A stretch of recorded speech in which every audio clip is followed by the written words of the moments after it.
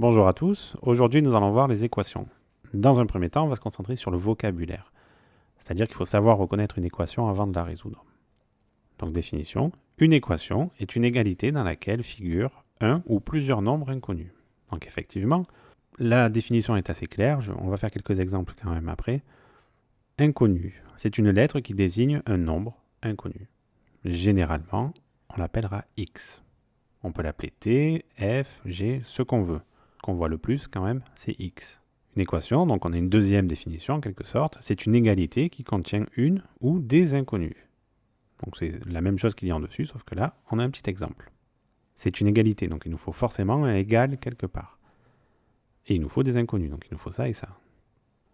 Résoudre une équation, c'est chercher et trouver le nombre inconnu.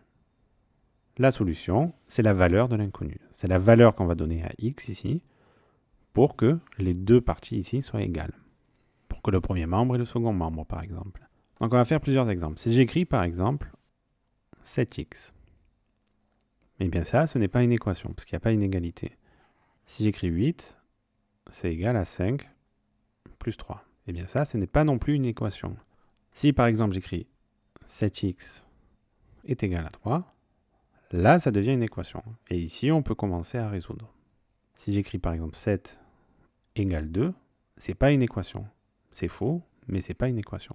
Voilà, par exemple, je peux dire 8t serait égal à 9y. Ça, c'est une équation, parce que j'ai plusieurs inconnus.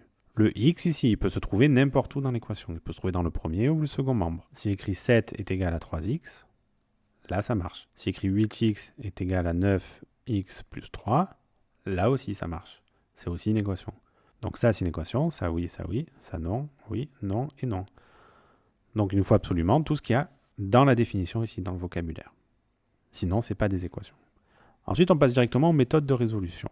Donc on nous dit, trouver des solutions d'une équation peut s'avérer très compliqué. Une première approche consisterait à tester plusieurs valeurs et de regarder si parmi les valeurs testées, si certaines rendent l'égalité vraie.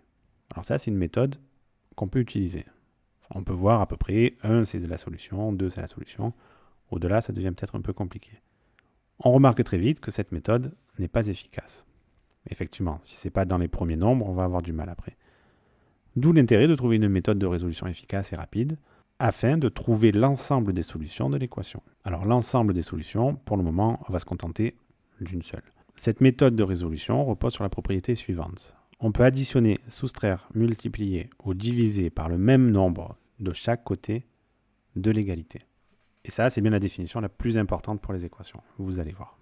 Si j'ai 8 plus 3x est égal à 4. Eh bien, je dois trouver la valeur de x pour que quand j'additionne 8 plus 3 fois x soit égal à 4. Eh bien, pour faire ça, juste au-dessus, on a vu qu'on pouvait additionner et soustraire de chaque côté de l'équation. Alors, ce qu'on va faire ici, c'est que 8 plus 3x est égal à 4. Ce qu'on va faire, c'est qu'on va soustraire 8 de chaque côté. On va faire moins 8, moins 8.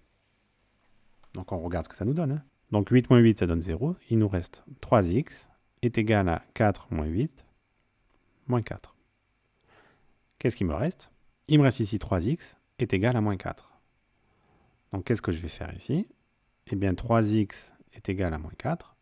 Si je veux enlever le 3 ici, je vais diviser par 3. Et ici, je vais diviser par la même chose, par 3. Et donc, 3x sur 3, on simplifie par 3 ici, ça me donne x est égal à moins 4 tiers. Alors, pourquoi est-ce que j'ai fait ça? Pourquoi est-ce que j'ai fait ça dans l'ordre? Parce qu'on veut trouver la valeur de x. On veut, en fait, partir de ça et arriver à une forme x égale quelque chose. Ou quelque chose est égal à x. C'est la même chose. Voilà ce qu'on veut. Donc pour arriver à ça, il faut que j'enlève tout ce qu'il y a à gauche ici, sauf le x. Et pour tout enlever, le plus simple, c'est d'abord d'enlever le 8, parce qu'il suffit juste de faire moins 8, de le passer de l'autre côté, et ensuite d'enlever le 3. Voilà ce qu'on fait. Et on fera ça tout le temps. Nous allons prendre un deuxième exemple. 7 moins 2x est égal à moins x plus 3. Donc qu'est-ce qu'il faut faire ici? Soit le x, je le laisse à gauche, soit je le mets à droite. C'est à moi de voir, c'est la même chose. Ce qu'il faut absolument, c'est que j'ai ce qu'il y a au-dessus en rouge. Là. Donc 7 moins 2x, Ce qu'on va faire simplement, c'est moins 7. Sera égal à moins x plus 3, moins 7. Si j'oublie de mettre un moins 7 ici, mon équation devient fausse. C'est-à-dire que ce que j'ai ici, ça sera différent de ce que j'ai au-dessus. Et donc, c'est pas bon. Donc, il faut absolument faire la même chose à gauche et à droite du égal, toujours. Donc ensuite, ça me donne quoi ici? Ça me donne moins 2x est égal à moins x moins 4. Donc ce que je vais faire là, c'est que je vais prendre le x et je vais le faire passer de l'autre côté. Alors en général, c'est ce qu'on fait. C'est-à-dire que quand on a 2x est égal à x plus 3x plus 2x ou quoi que ce soit, on met tous les x d'un côté et tous les nombres de l'autre côté. On pourrait diviser par moins 2 directement, mais ça va un peu compliquer les calculs, vous allez voir. Bon, on va faire la deuxième solution juste après. Je la mets juste là, comme ça on l'a fait. Donc je vais faire passer le moins x de l'autre côté. Donc pour faire passer le moins x de l'autre côté, donc en gros qu'est-ce qu'on veut faire? On veut le supprimer du côté droit, là, du deuxième membre. Donc on va faire plus x ici. Et on fait pareil de l'autre côté, plus x. Donc x moins 2x, ça me donne quoi? Ça donne moins x est égal à quoi? Moins 4. Moins x égale moins 4. Eh bien là c'est facile, si je divise tout par moins 1, ça me donne x est égal à 4. Là, j'ai la solution de l'équation.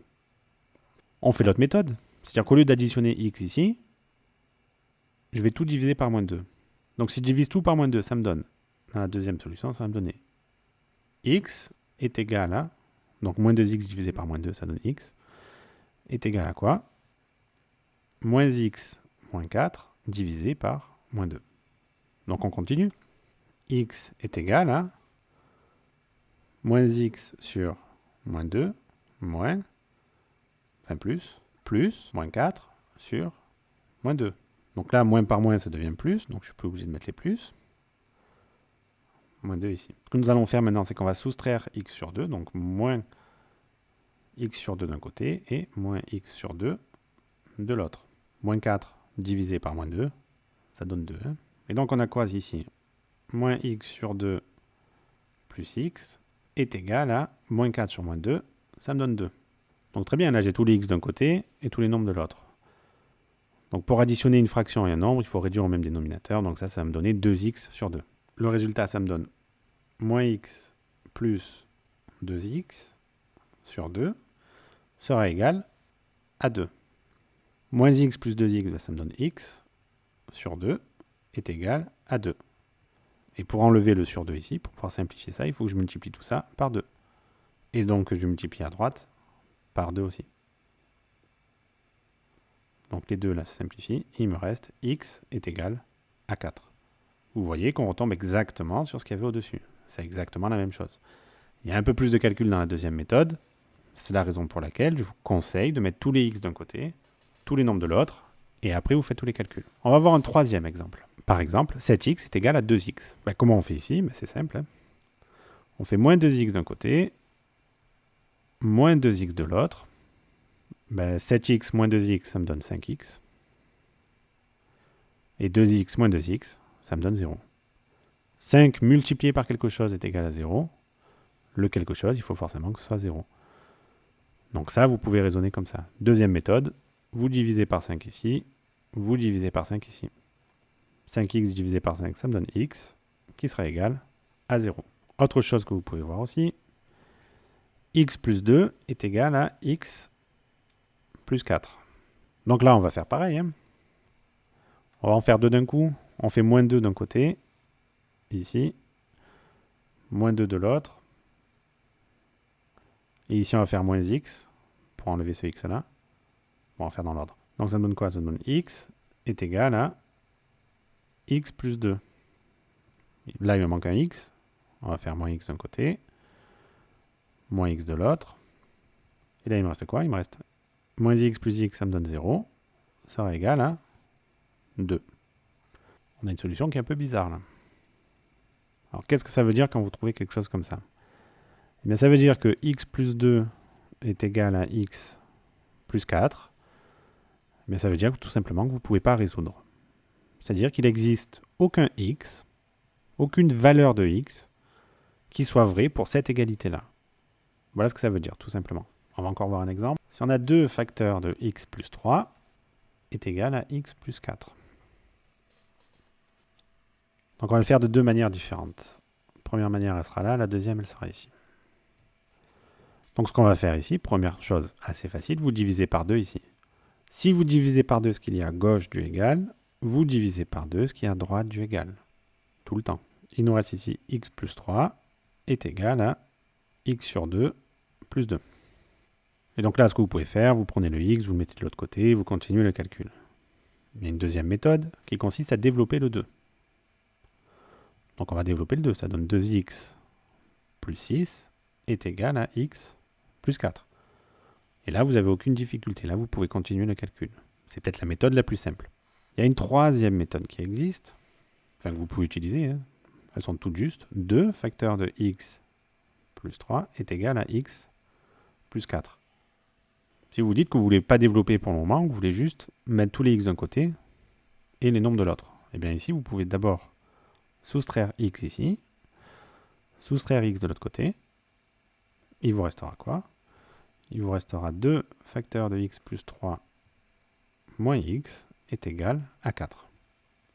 Et quand vous êtes là, vous voudriez enlever ce 2-là, soit vous développez comme dans le 2, soit vous divisez par 2. Mais attention, là aussi, si vous voulez diviser par 2, il faut diviser tout ce qu'il y a à gauche et tout ce qu'il y a à droite. Vous ne choisissez pas un nombre et vous ne le divisez surtout pas un nombre. Il faut diviser tout ce qu'il y a à gauche et tout ce qu'il y a à droite. Pareil quand on multiplie. On peut multiplier tout ce qui est à gauche et tout ce qui est à droite. Sinon, il y a des erreurs. C'est faux. Voilà, donc je pense que vous avez bien compris. Donc, ce cours est terminé.